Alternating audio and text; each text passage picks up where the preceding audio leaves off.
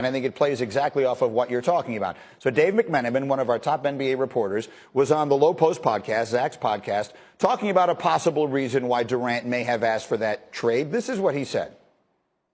There is a school of thought, speaking to people around the league, that they think that the Durant trade request wasn't actually about him getting out of Brooklyn. It was about getting Kyrie out of Brooklyn.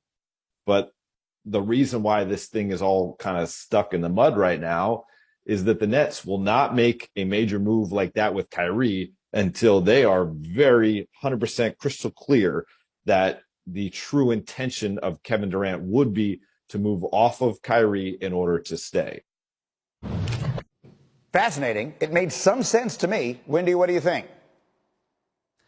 I think there's a reaction in the league to trying to fill in the gaps of things they don't understand. And there's not a full understanding of Kevin Durant's motives here. There may be a terrifically great reason that Durant made this choice, but it hasn't been articulated anywhere. And I would say that if there was a market for Kyrie Irving, that would affect the Nets' reasoning more than anything. And the other thing I want to point out, Greeny, is that the one thing that we do know is that during the Kyrie Irving contract negotiations, which ultimately failed and Kyrie picked up his option, he was in contact with Kevin Durant during that time. So while Durant openly said, because he said this on his podcast, Durant openly said he was talking with him but not influencing him. So I'm not sure that I 100% agree with what Dave said there, but in an absence of understanding, we certainly have a lot of conjecture. Wendy, stay close by. We'll have much more with you. And Big Perk will jump in to the conversation later as well. In the meantime, I go to college football next. So we had Nick Saban on this show yesterday from SEC Media Days. And the thing he told me that reverberated the most came when I asked him a question about conference realignment. Here's what Nick Saban said. The mega conference, will create, a little more of a caste system maybe in college football. And I think everybody's got to decide if that's the direction we really want to go or not. Obviously, Alabama, we're one of the haves. It's probably a good thing. For some of the have-nots, maybe it won't work out as well. So, mega conferences. Those are the words of Nick Saban. Let's get the words of Paul Feinbaum and Heather Dinich, who are with us from SEC Media Days. Paul, what did you think of what the coach said there? News. Alabama is a have, Greeny. Did anyone in the country know that until yesterday? So Saban dropped a bomb on you. All kidding aside, I'm not really sure what Nick Saban came here to do, because he deflected and he genuflected, and he said the obvious. It seemed like Nick Saban was determined just to be a nice guy, the elder statesman of the sport. He clearly said Alabama is in good shape. But what I really took away beyond the mega conference and beyond the NIL conversations, Greeny, was this. He was comfortable, confident. He's also got a chip on his shoulder, the size of the Empire State Building. And why is that? Because he lost last year. He came in second in recruiting to Jimbo Fisher. We know that story. And he came in second in the country. And he's got the best team by far, Greeny. He's got the two best players. He's got a cornerback from LSU that's a top 6 projection. You know what all that means? It means Nick Saban knows where this season is going to end. He's going to be playing for the national championship once again. Heather, you were there yesterday for all of that. What did you take away from it? Well, after he left the main stage, Saban told me and a few of my colleagues that he said that these decisions can't be made just for money. They have to protect the integrity of the sport. He also predicted that within the next 2 years, something is going to happen to bring college football back to what he described as the center, but he didn't pinpoint exactly what that would be. And then to further add to Paul's point about coming in second, he emphasized what we heard yesterday from some of his players, including quarterback Bryce Young, who said they failed last year. He said, we failed to be as good as we could be, and he was pleased to hear that people weren't satisfied from last season. Yeah, look, I mean, they are Rock us in, but Greeny, they only had 6 interceptions a year ago. worst in the NFL. And you think about that division and Russell Wilson, Justin Herbert, obviously Patrick Mahomes. Their vulnerability is a bad matchup in the division. They're going to finish third in the AFC West. You know what happens when your defensive backs aren't that good? You rush the heck out of the passer, and that team could already do it. And now they add Chandler Jones to do it. Fowler, what do you think? Yeah, after asking around last night, this morning, the sense I get on the Raiders is they still feel like they're probably a few pieces away on defense. They need a few young players to step up in a big way to have a chance there. But they believe they can score on anybody with Darren Waller, Devontae Adams, Hunter Renfrow. Derek Carr might be the most underrated quarterback in the entire league right now. So it's going to be a light show in the AFC West every week. Derek Carr had a sneaky great year last year and was very good in the playoff loss to Cincinnati. And if you put together the numbers, I just did a little math, and Darren Waller missed some time last year, but we all know that when he is fully healthy, he's as productive, right there on the level of productivity with the top tight ends in the league, with your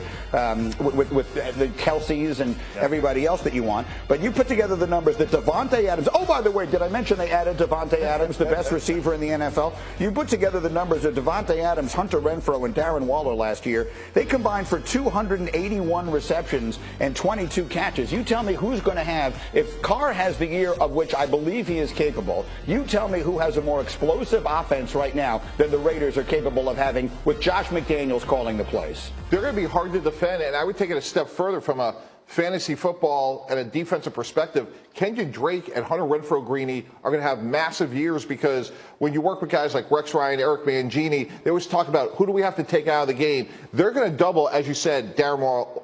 They're going to double Devontae Adams. So I think the ball's going to get spread around. That's what Josh McDaniels does so well. So I agree. They will be hard to defend. And I think guys like Kenyon Drake and Hunter Renfrow will have massive statistical years. But again, Derek Carr has to fix his turnover problem. He led the league in fourth quarter and overtime turnovers, Greeny, and that part's going to have to be cleaned up. Yeah, Carr needs to make a step forward, of which I'm basically banking he is capable. That's the question. He has shown very goodness over the course of time. Does he have greatness in him? I'm predicting that he does. Here's my next question, or not so much a question, but I was reading your notes to us yesterday, Jeremy, and that is that not only has Devontae Adams come in and picked up the offense immediately, but that he's already teaching it to everybody, and they are overwhelmed by his presence so far. Yeah, talking to people with the Raiders, the word effortless comes up with Adams and his transition to Josh McDaniels' offense, which usually veterans can help bridge that gap. But they said that he's come in helping young receivers. He's on point. He's a smart player. And I was told some coaches had some sneaky suspicion that Adams and Derek Carr were working with each other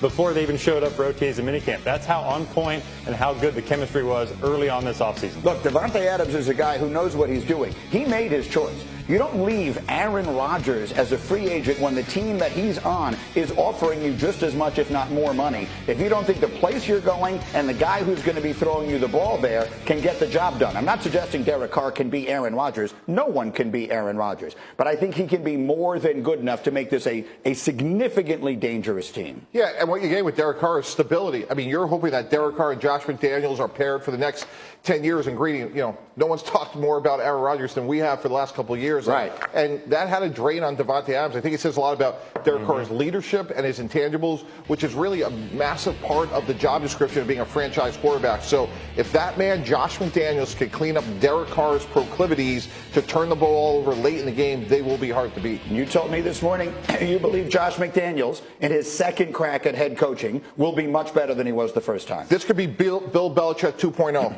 Bill Belichick had up and down career in Cleveland, goes to New England, rest is history.